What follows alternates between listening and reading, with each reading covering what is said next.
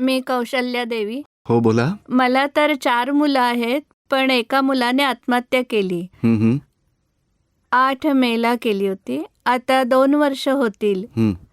पण तरी लोक म्हणतात की त्याला मुक्ती नाही मिळणार. नाही नाही, तसं काही नाहीये. हा देह सुटणार आहे, त्यातून दुसरा जन्म होणार आहे. चिंता नका करू.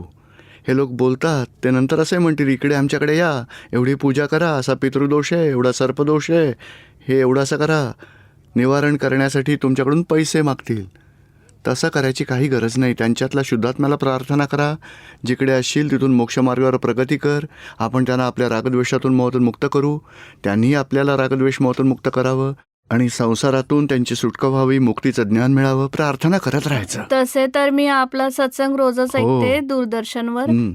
पण माझ्या मनात चिंता होती. मनात माझ्या विचार आला की आपल्याला भेटण्याची इच्छा होती, ती पूर्ण झाली. मनात विचार करते की माझं समाधान कसं होईल, त्यासाठी थोडी कृपा करावी. ज्ञानविधी करा, आत्मदृष्टी मिळेल. मग समजेल की मुलगा आपलं शरीर सोडून पुढे गेला आहे. आता शरीर सोडलंय, तोही आत्मास्तर आहे, पण आता दुसरीकडे.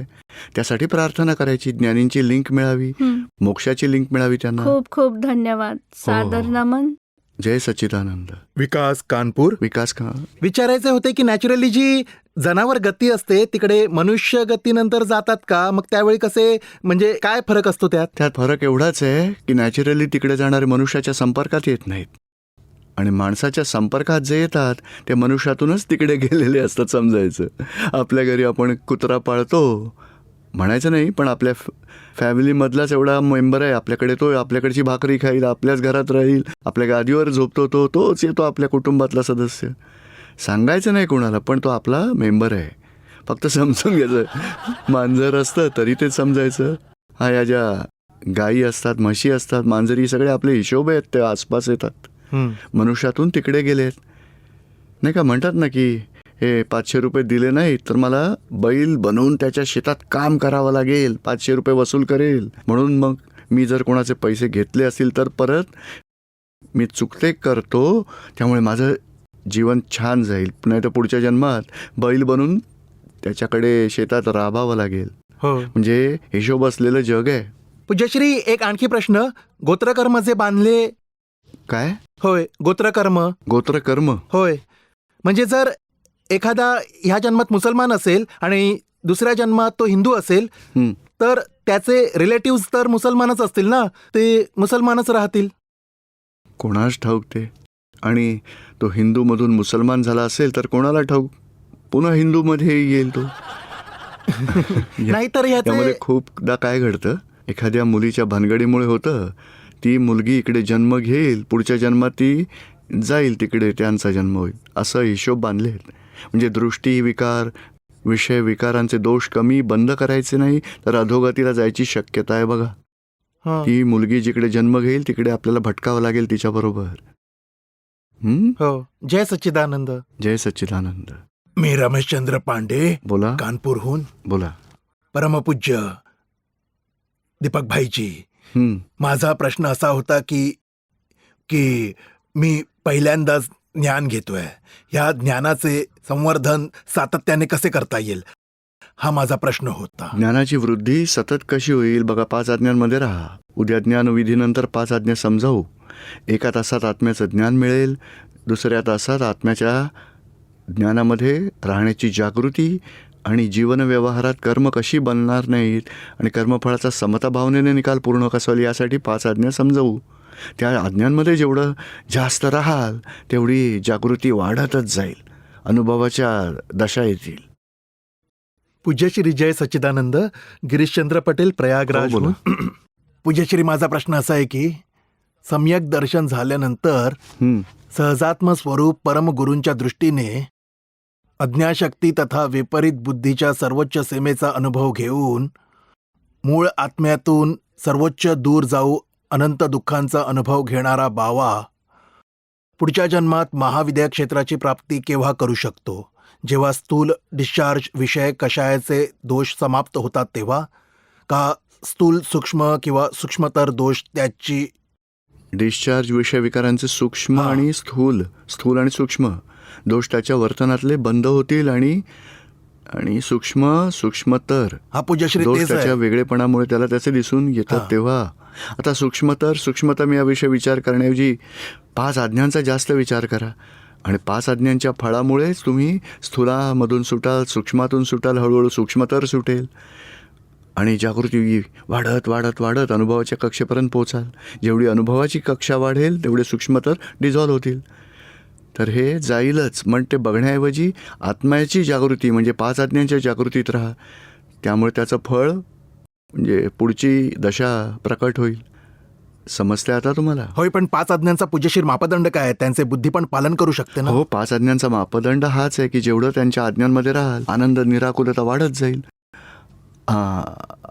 आर्तता व्याकुळता समाप्त झाली आणि निरपेक्षपणा वाढला की समजायचं 5 आज्ञांचं योग्य तऱ्हेने पालन होत आहे.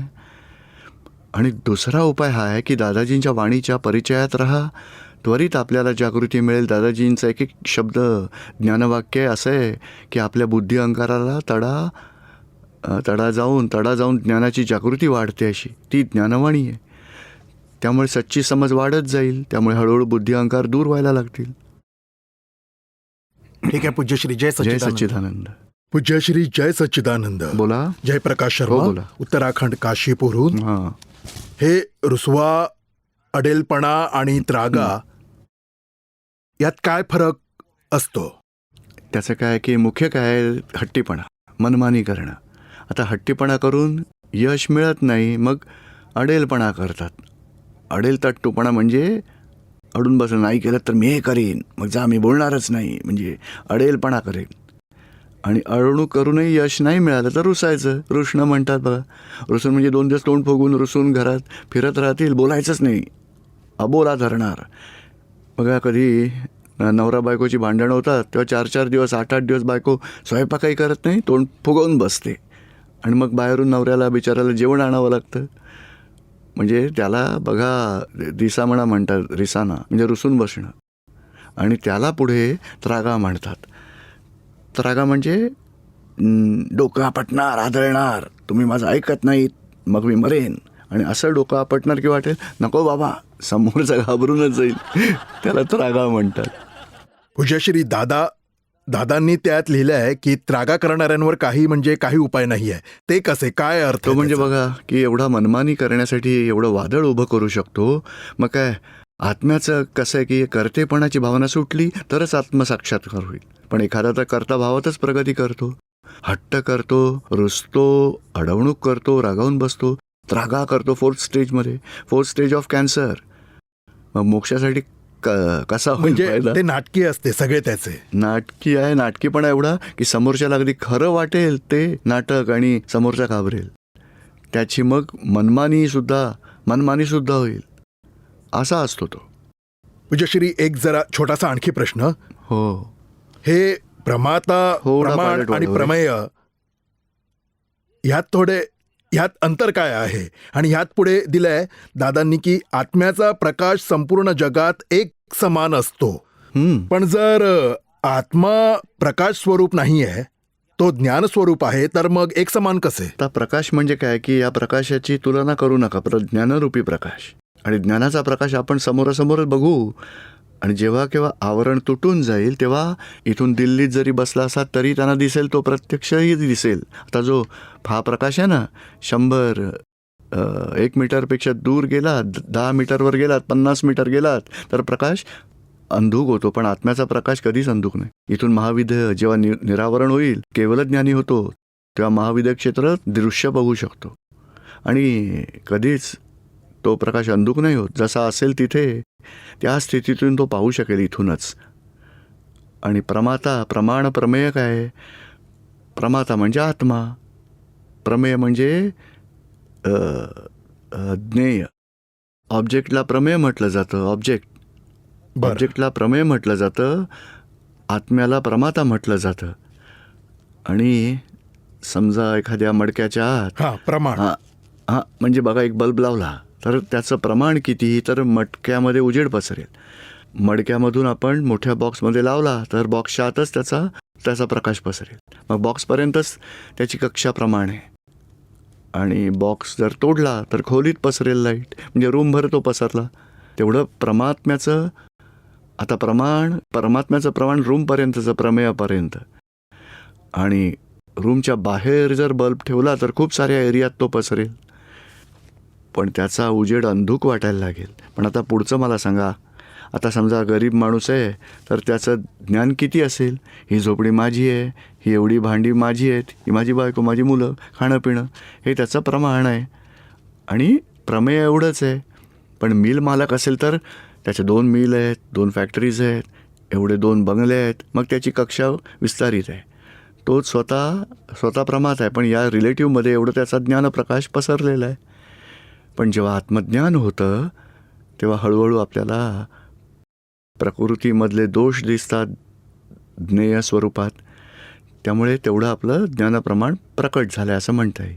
आणि केवळ ज्ञान झाल्यावर साऱ्या लोकाला प्रकाशमान करेल.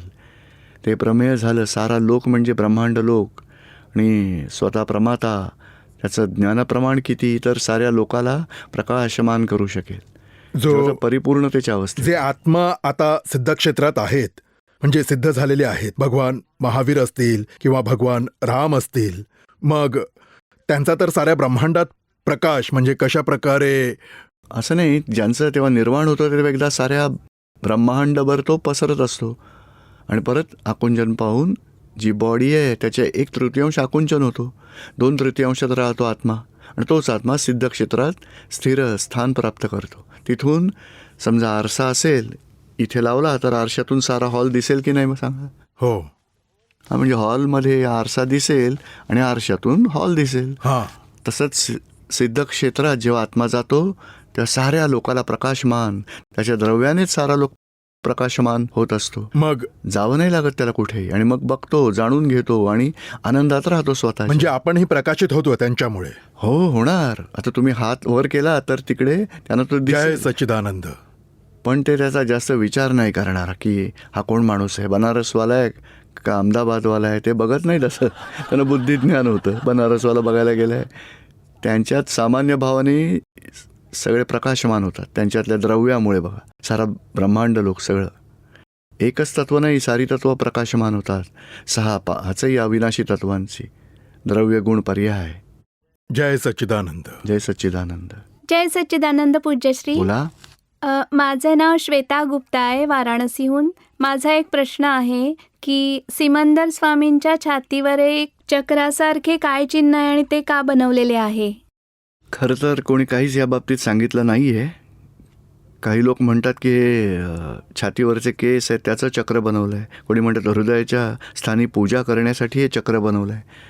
खरं तर आमच्याकडेही ज्ञान नाही त्याबाबत, पण आहे जे काही आहे पूजा करायची. भगवान, आपण ते चक्र बघण्याऐवजी भगवानांचं मूळ स्वरूप बघायला हवं.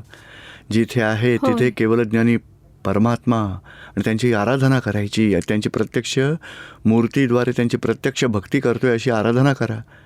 आपल्याला त्यांच्या चरणी पोचायचं आहे. होय. आणि दुसरा प्रश्न आहे की सिमंदर स्वामींच्या मूर्तीवर वृषभदेवांची चित्र का बनवलेलं आहे? ऋषभ म्हणजे बलद, बैल. तर हे त्यांची खूण म्हणजे चिन्ह, म्हणजे ऋषभदेव भगवानांचं चिन्ह ऋषभ आहे, बलद आहे, बैल आहे. आणि सिमंदर स्वामी भगवानांचे चिन्ह हे बैलच आहे. त्यामुळे सगळं सारखं झालं. बाकी वेगवेगळ्या भगवानांची वेगवेगळी चिन्ह असतात. महावीर भगवानांचं सिंह आहे. होय, थँक्यू. जय जय सच्चिदानंद. सच्चिदानंद. महेंद्र चौहान. एक प्रश्न नाही आहे, दादाश्रींचे एक वाक्य आहे की गव्हामधून काही खडे काढून टाकायचे. आता असं होतं आहे की खड्यांमधून गहू वेचावे लागतात, पण गव्हाचा आणि खड्यांचा भाव तर एकच आहे. म्हणजे ह्यात पूज्यश्री दादाजींच्या म्हणण्याचे तात्पर्य थोडे समजवावे. तसं नाही की एखाद्या गव्हाचा पोतं असेल त्यात काय असतं की 2% 3% खडे असतातच. हो, पण आजकाल एवढी भेसळ बघा किंवा मिक्सचर एवढं आहेत, भ्रष्टाचार. म्हणजे खड्यांची पोती 6 मागवतात आणि गव्हात मिक्स करतात आणि नंतर ते गहू नेहमीच्या भावाने विकतात. बघा, मग किती गहू राहतील? म्हणजे 10%, 25, 20% गहू आणि 80% खडे अशी परिस्थिती झाली आहे. आता गहू आणि खडे कोणाला म्हटलंय? दादाजींनी म्हटलंय. तर जे एखाद्याला आवडत नाही पण तरी भ्रष्टाचार करावा लागतो त्याला गहू म्हटलंय. आणि जे आनंदाने भ्रष्टाचार करतात किंवा इतरांकडून घेतात त्यांना खडे असं म्हणतात. म्हणजे निसर्गातही त्यांची तपास केला जाणार आहे, स्क्रीनिंग सगळ्याचं. गहू वाचवले जातील आणि खडे मातीत मिसळून जातील.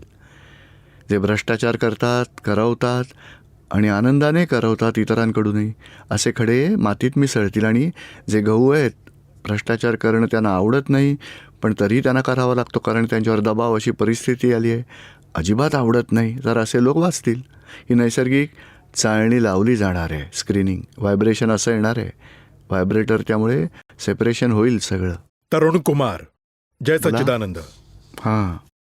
गुरुजी, ज्या मुलांना आपलं दुःख होतं मग ते त्यांचं कर्म असतं का आई वडिलांचा हिशोब असतो तो? नाही, त्यांचं स्वतःचं कर्म आहे. बरं. आई वडिलांचा हिशोब नसतो. हां.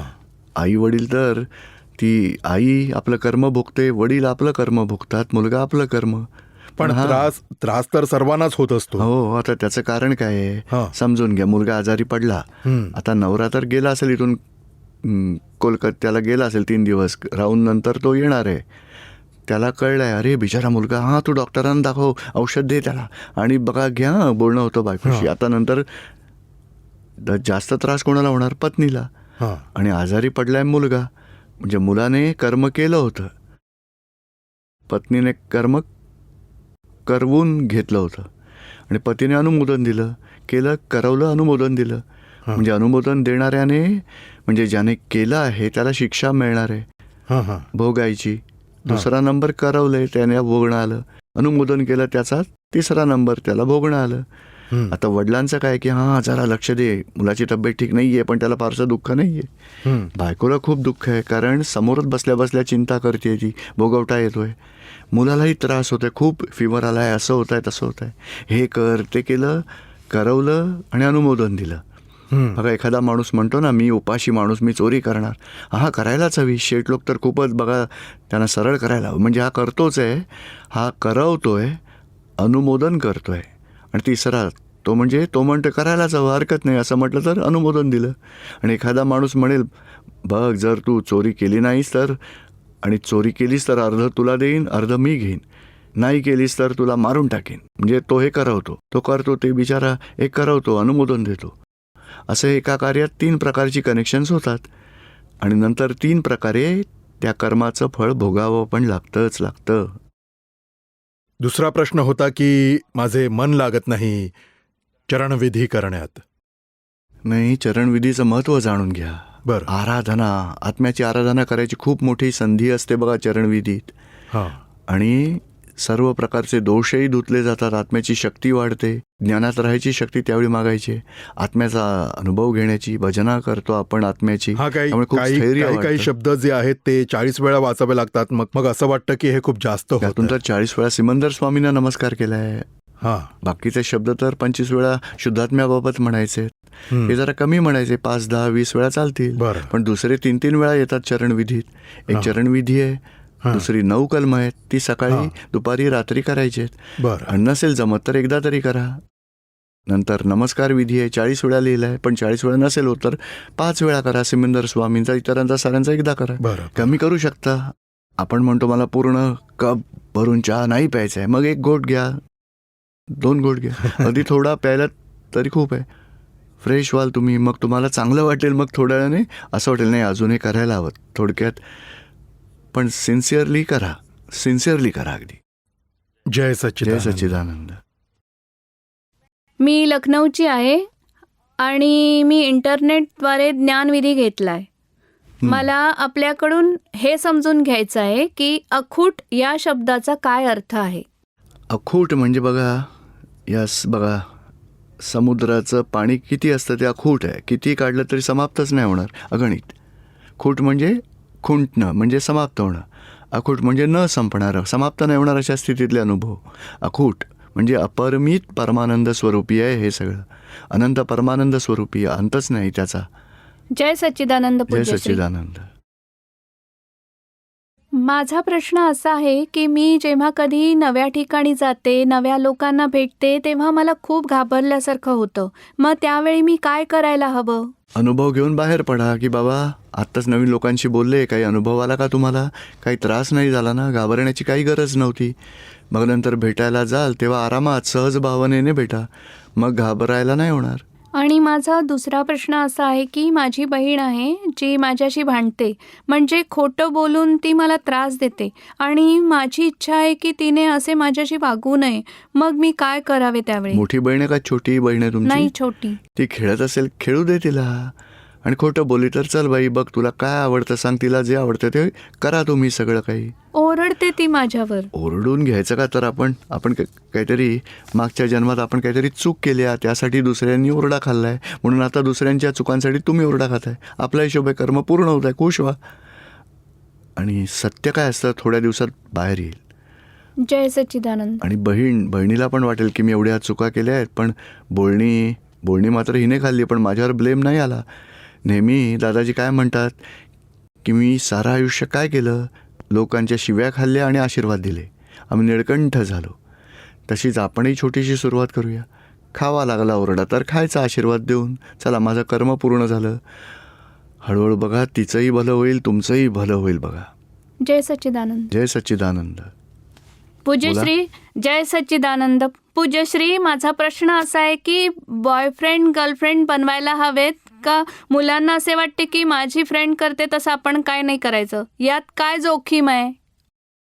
लफडेबाजी आहे आणि यात नंतर दुःख व्हायची वेळ येते. पूर्वीच्या काळी किती सुसंस्कृत लोक होते, ही तर विकृती आहे, विकृती. आता बघा मुलांना समजावायचं हे बरोबर नाही आहे.